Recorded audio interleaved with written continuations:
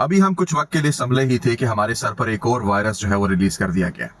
अब रिपोर्ट्स आ रही हैं कि वर्ल्ड हेल्थ ऑर्गेनाइजेशन ने रिपोर्ट किया है कि इबोला वायरस आउटब्रेक हो चुका है और इबोला वायरस अफ्रीकन कंट्रीज के अंदर, जिसके अंदर कोंगो और युगांडा की ईस्टर्न साइड जो है वो अफेक्ट हुई है फिलहाल। और इसकी वजह से वर्ल्ड हेल्थ ऑर्गेनाइजेशन ने कल 17 मई 2026 को दुनिया में इसको एक ग्लोबल पेंडेमिक और ग्लोबल वार्निंग के तहत जो है वो डिक्लेयर कर दिया। अब 332 से ज्यादा केसेस रिपोर्ट हो चुके हैं, 80 से ज्यादा लोग मर चुके हैं।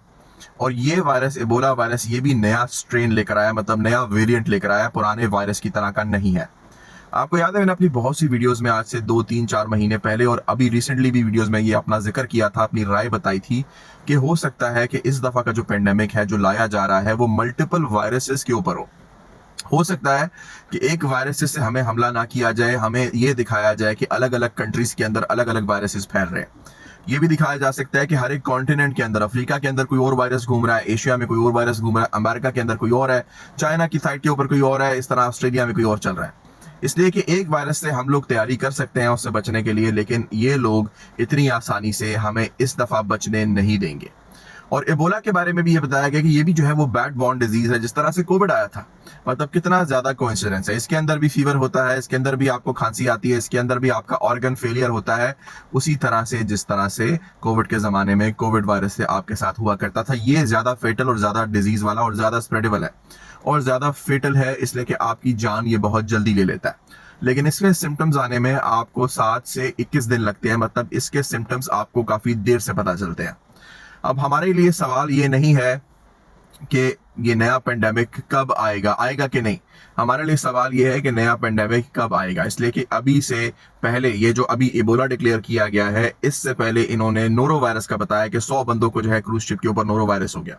उससे पहले इन्होंने बताया हमें किस चीज का, हेंटा वायरस का। उससे पहले भी इन्होंने जो है वो हमें बताया था कि जी मेनिंजाइटिस बहुत तेजी से फैल रहा है। उससे पहले उन्होंने पाकिस्तान का बताया कि HIV एड्स वहां पे 2 से 5 लाख जो है वो केसेस हो चुके हैं। इससे पहले इन्होंने मीजल्स का बताया कि जी बांग्लादेश और इंडिया के अंदर मीजल्स की बहुत ज्यादा केसेस रिपोर्ट हो रहे हैं। तो मल्टीपल जगह से मल्टीपल वायरसेस की इंफॉर्मेशन देके पहले तो हमें डराया जा रहा है। दूसरी बात यह कि हमें मेंटली प्रिपेयर किया जा रहा है कि अगर हर 2-3 हफ्ते के बाद कोई नया वायरस हम सुनते हैं कि जी उसका आउटब्रेक हो गया है, तो सूनर और लेटर, बहुत जल्दी हम लोग आदी हो जाएंगे उस चीज के। और जब हम आदी हो जाएंगे तो हमें ये खबर जब मिला करेगी कि जी अब तो कोई नया वायरस आ गया किसी और कंट्री के अंदर, तो हम कहेंगे कोई बात नहीं, मामूल के मुताबिक बात है, दिस इज वेरी कॉमन, ये होता रहता है, तो टेंशन ना लो। पहले भी तो बहुत सारे वायरसेस निकले थे, उसकी वजह से तो कुछ खास हुआ नहीं, इसलिए हमें कोई परेशानी लेने की जरूरत नहीं है। और यहीं पर हम मारे जाएंगे, यहीं पर हमारी मौत होगी। उसकी वजह यह है कि इस दफा जब हमें आदत हो चुकी होगी तो हम प्रिपेयर्ड ही नहीं होंगे उस वायरस के लिए, उस मल्टीपल वायरसेस के लिए, जिसको ये असल में पेंडेमिक बनाकर हमारे सर पे मुसल्लत करेंगे और फिर उसकी वैक्सीन हमारे जिस्म के अंदर जहर बन के लगाई जाएंगी।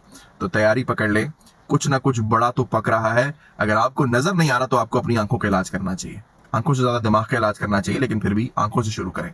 देखिए, अगर आपको नजर नहीं आ रहा कि ये 2 हफ्ते, 3 हफ्ते, 4 हफ्ते के दौरान 3 वायरस एकदम से आउटब्रेक कर लेते हैं और उस एक वायरस को वर्ल्ड हेल्थ ऑर्गेनाइजेशन जो है वो आउटब्रेक डिक्लेयर करती है, यहाँ पे कोई मजाक नहीं चल रहा। बहरहाल जिंदगी एंजॉय करें, बिरयानी खाएं और अयाशी से आराम से सुकून की नींद सो जाए।